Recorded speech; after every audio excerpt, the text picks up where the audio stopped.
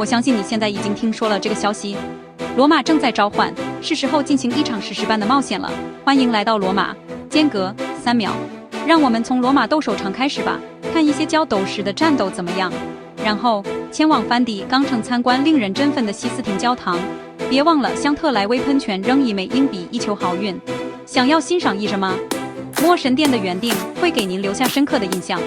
现在，让我们一边满布纳我那演唱，一边享用一些冰淇淋。最后，您是否知道西班牙台阶不是由西班牙人建造的？良心，该项目由一位法国外交官资助。罗马，一座每个角落都讲述照故事的城市。暂时再见，不要忘记点赞并订阅我的频道，以获取更多有趣的旅行提示。在此之前，祝您旅途愉快。间隔3秒。